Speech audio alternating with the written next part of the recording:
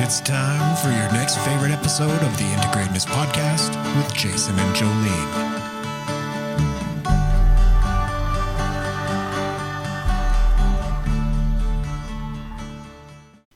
You know what, Jolene?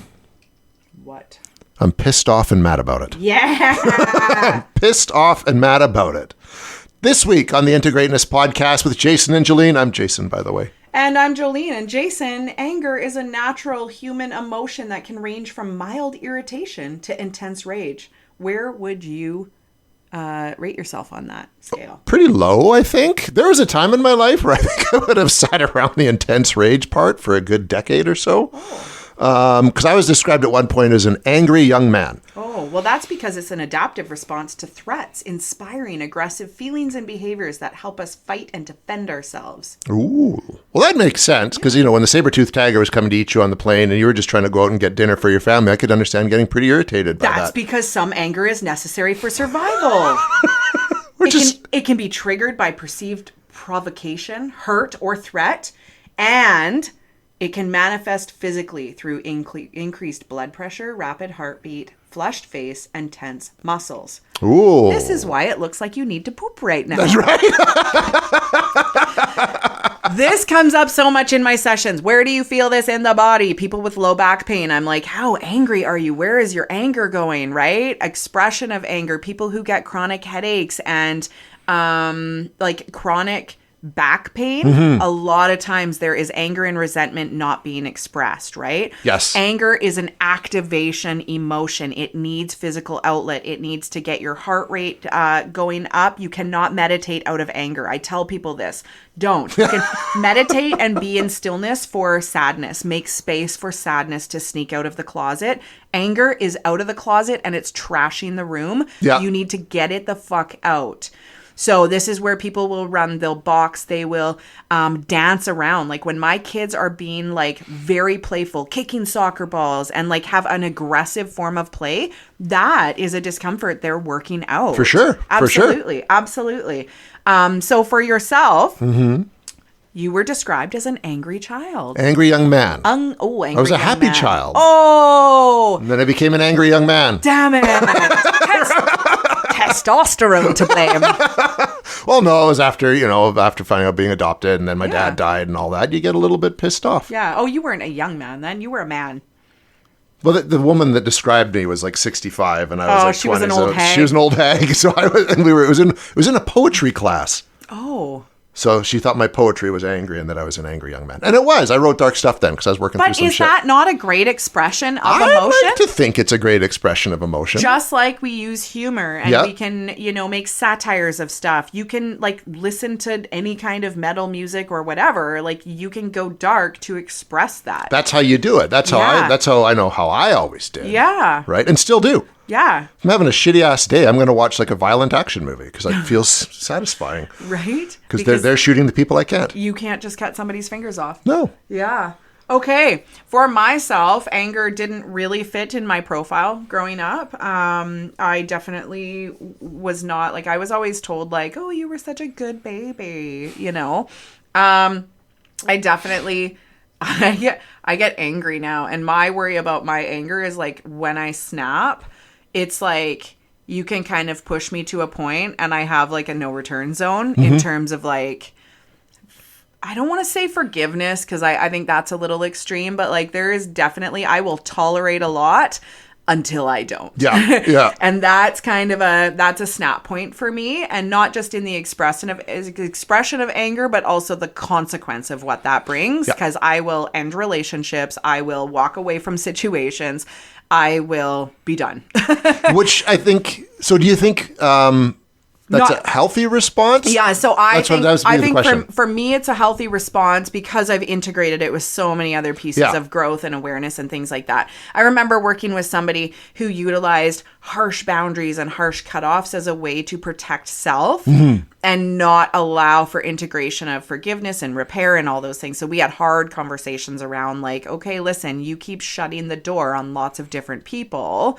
However, you're actually preventing yourself from a repair moment here from some of your responsibility in the dynamic and different things like Yeah, that, yeah. right? So really cool points to be. And I absolutely see where, in previous areas of my life, all of those places, played out in my less than desirable qualities, right? So my current day self, I think it's a accurate representation of like conscious work. Prior to that, no, it was, probably an avoidance of discomfort, lack of belief other people will change or participate in that way, protection based, lots of those kinds of things. Yeah, interesting. Right? Yeah. That's good. Yeah, because I think it is good to know when to get mad and when to let that anger be almost like a strength. Yeah. But there are people who they just get mad all the time at everything. And then it's destructive. Absolutely. Yeah. So, looking at somebody who has a really low frustration tolerance and everything is like that. And I know I get to times in my life when my life is overwhelming and busy, my kids will see me less patient. Yeah. That's what that looks like. It doesn't always look like I'm mad, but I'm definitely shorter fused.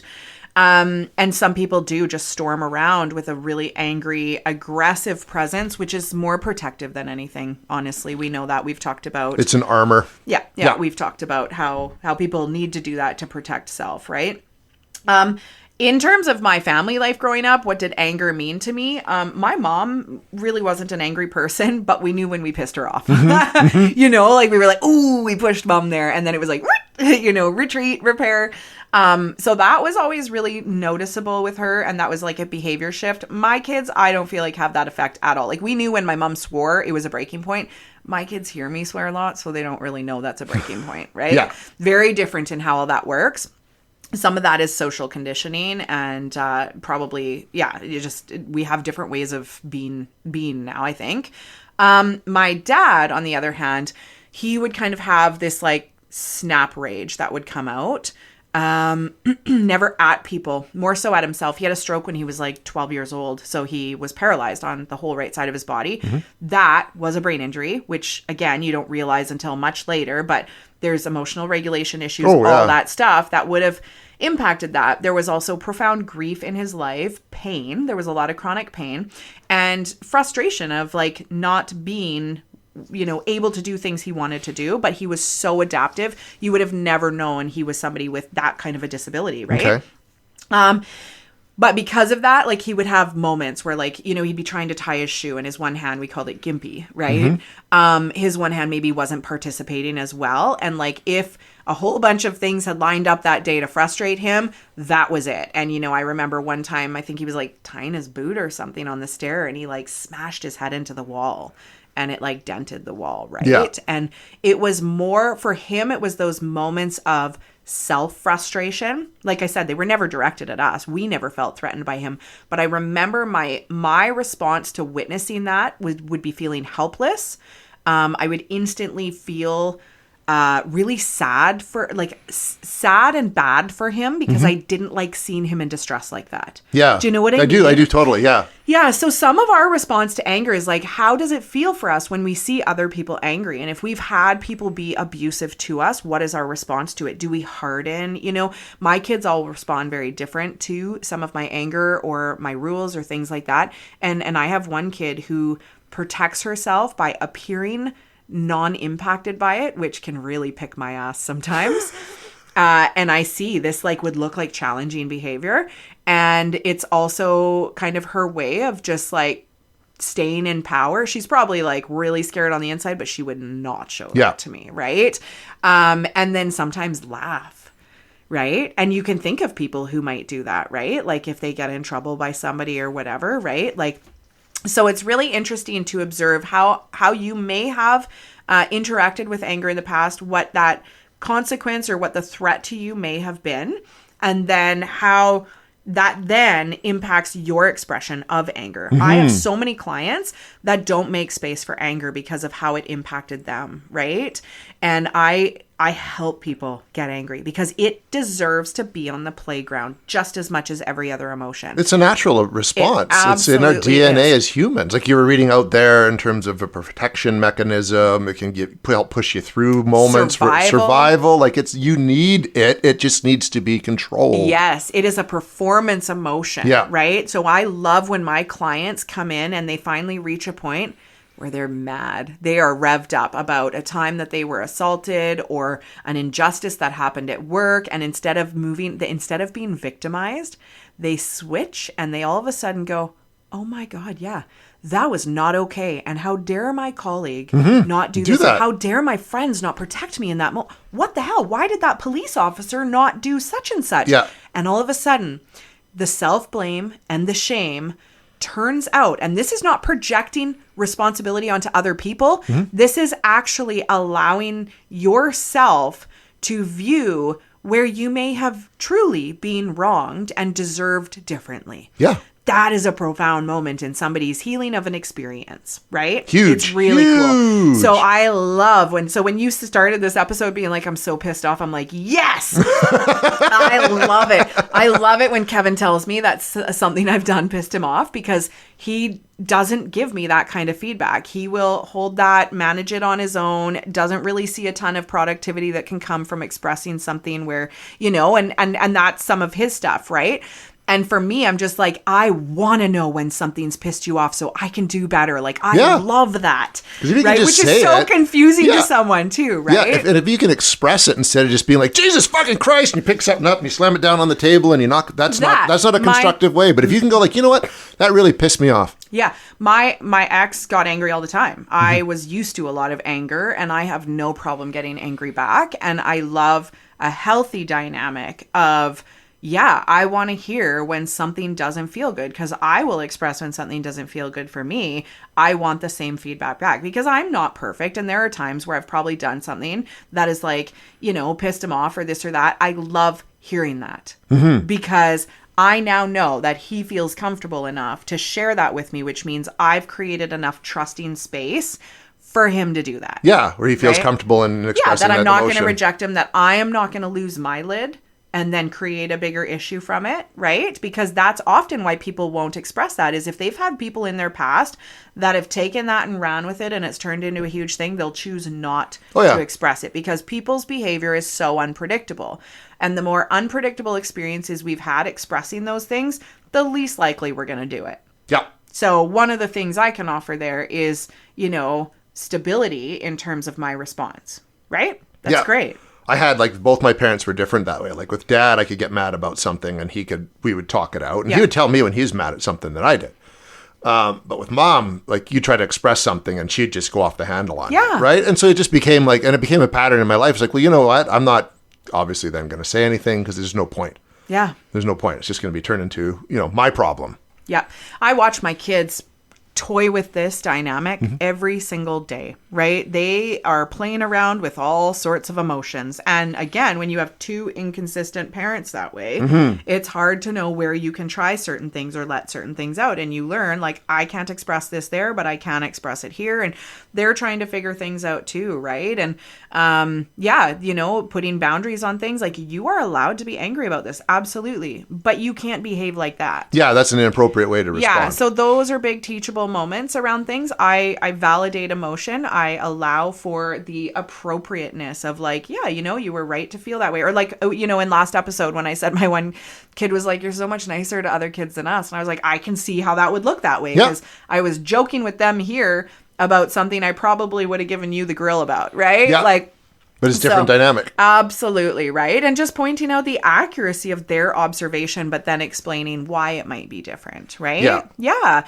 And I think, anger is sourced from, it's a secondary emotion. It is usually fed from something else. Sadness, embarrassment. You trip on the stairs in front of people, you get embarrassed, you kick the stair. Well, no, you're embarrassed. You're not angry. Yeah. Right? But anger is the first bodyguard that can show up and protect us in moments of vulnerability. Typically, sadness, hurt, shame, grief are underneath. Jealousy are underneath anger. Yeah, resentment. Yeah. All that. So when we help people. So, I often use a lot of physical outlets. I get people to color. I get people to move their body when they're processing anger. Red is often a color that's associated with anger, which then gets me thinking about the energy systems, and red being more linked to the root chakra area, which is again around a lot of safety, right? anger is an expression of fear, essentially, and probably that our safety is sacrificed to some degree. Safety in connection, safety in physical presence, safety in whatever, survival. Yeah. Right? I think so. I think that's why, like, a lot of the anger we're seeing in society is based on fear. Because things are changing, you know, morals are changing, societals are shifting. There's a portion of the population that doesn't like that, and so it scares them, so they get mad. And they start, like, you know, using racism and hate to express themselves. Lack of control. Lack of control is often linked to anger. So if we were to look at like how pop culture or media has influenced our opinion of anger, our acceptance of it, because sometimes we will accept it. We will accept that, oh, that's who that person is. Yeah. Can you think of any like characters in general that really stand out as like, oh yeah, that was the angry character in that show? The Incredible Hulk. Oh, yeah. He was a total expression. That was the whole thing. Whenever David Banner would become angered or outraged, he would turn into the Incredible Hulk. That's right. Yeah. And his whole story arc over all the years was learning how to control it so he could be in Hulk form, but still have David Banner's intelligence and everything like that. Yeah. How's that for nerding? How is that for nerding? Yeah, that's right. Trying to think of some other shows where we really kind of normalized. Adam Sandler's humor in his early days was very... He'd be the character would always get angry, and it would be the funny things that he would do when he was mad. Chris Farley, you know. Oh, my God. Right? Chris Farley. Yeah, that's a huge one, right? Oh my gosh, Chris Farley. And now you can zoom out and be like, oh man, the pain's under this, right? Yeah. That's something we didn't talk about in the humor episode is, you know, just because somebody uses humor and seems to be jovial and happy all the time does not mean they are happy and content and aligned inside. Well, Robin Williams. Right. That's the exact person I was talking about. Yeah. Jim Carrey. Really a lot. About his experiences. Ryan Reynolds is like, he deals with anxiety and depression, and that feels a lot of his humor. I can see that. Yeah, for sure. And his is a lot of like, kind of, he reminds me of like the annoying little brother that's trying to hang out with everybody. If you look at his characters, it's really just an extension of him. Yeah. Right? Yeah. He's genius in how he does it all. But yeah, it's kind of just an extension of him. Looking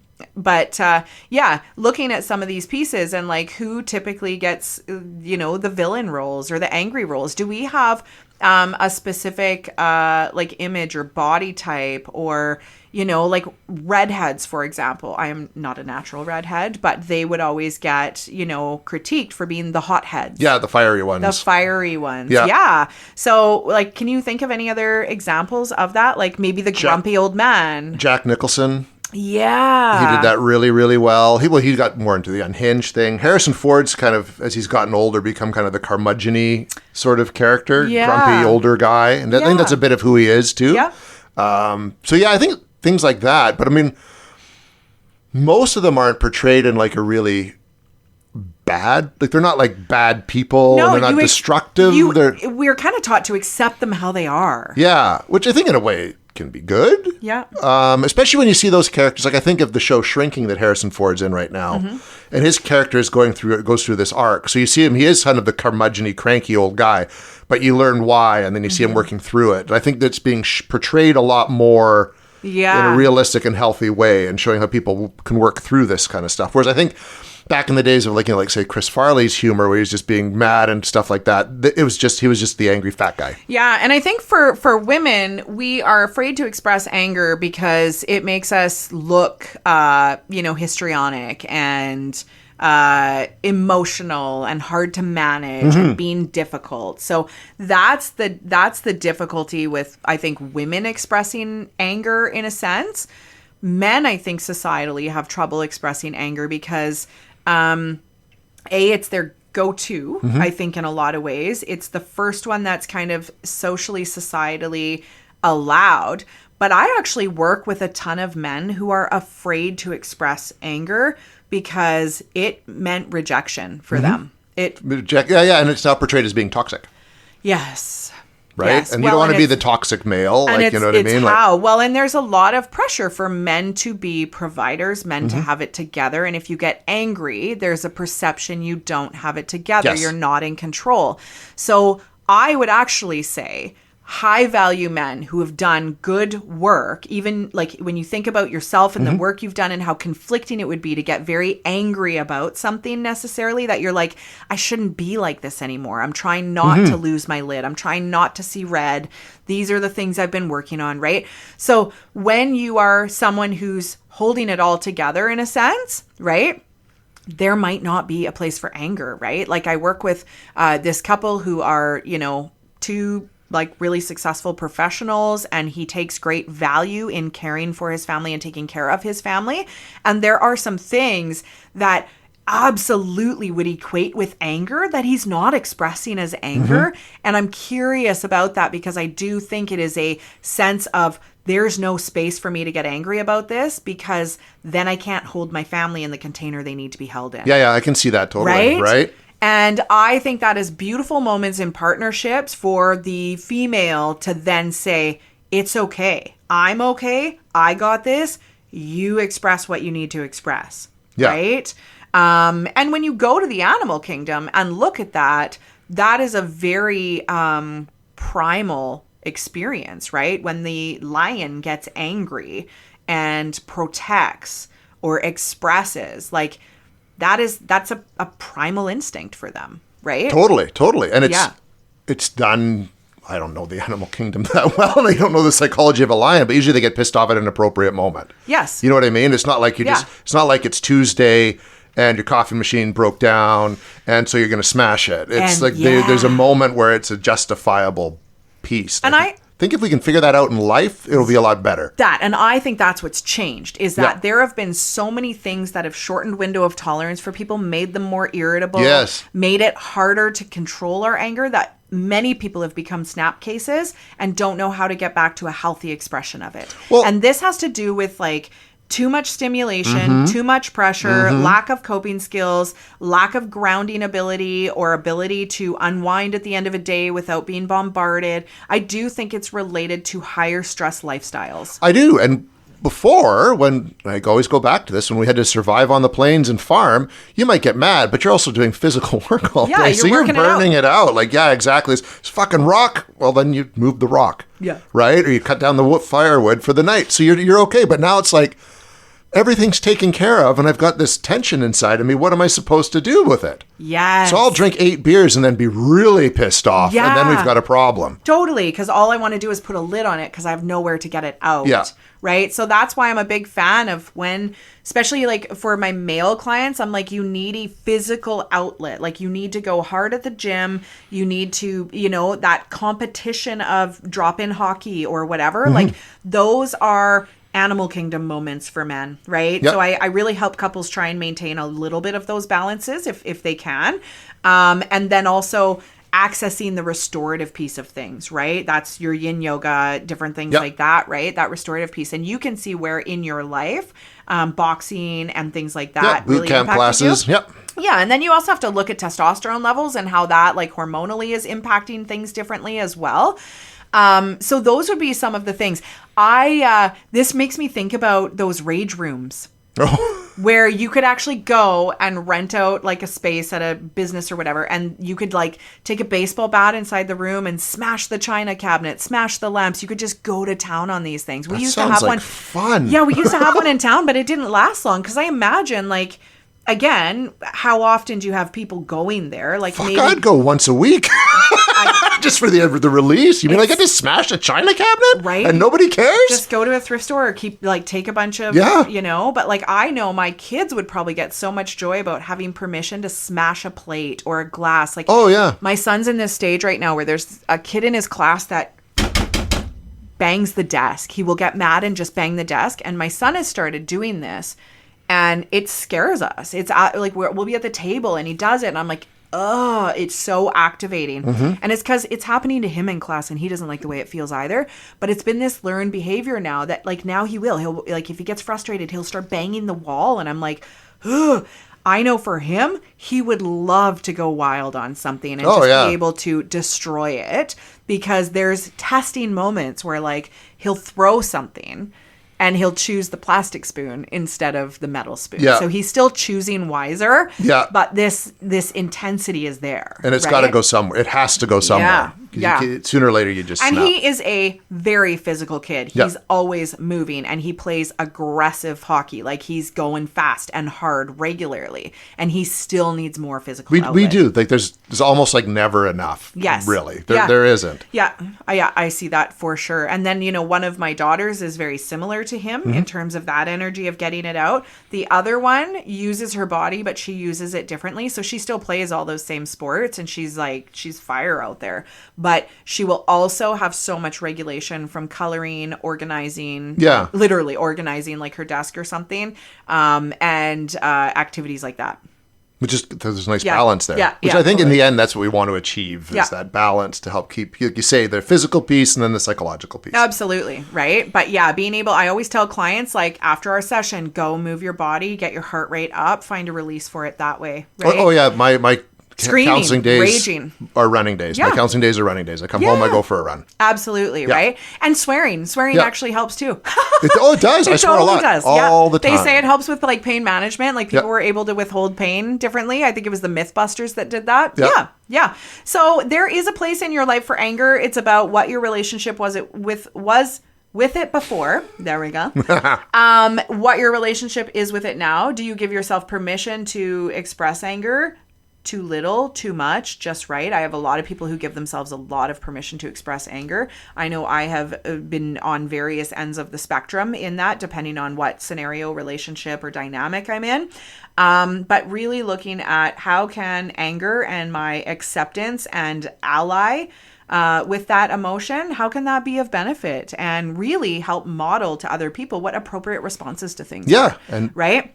Yeah, I often validate, like, that is an appropriate response to that violation. Yeah. Absolutely. You can get pissed off. Yeah. Or, does this punishment fit the crime? No. Yeah, What's underneath that? Okay, you need to cry instead of get angry. Okay, let's do that instead. Yep. There you go, folks. That's our crash course in being pissed off. Yeah, go fuck yourselves. That's right. Till next week, I'm Jason. That actually is a solution. It is. Yeah. That's one of the best things in the world, is just like, why don't you just go fuck yourself? Yeah, but when you actually do, you're re-regulating your nervous system. So that is one of the best pieces of advice. Fantastic. Until next week, I'm Jason. And I'm Jolene. Yeah, go fuck yourself.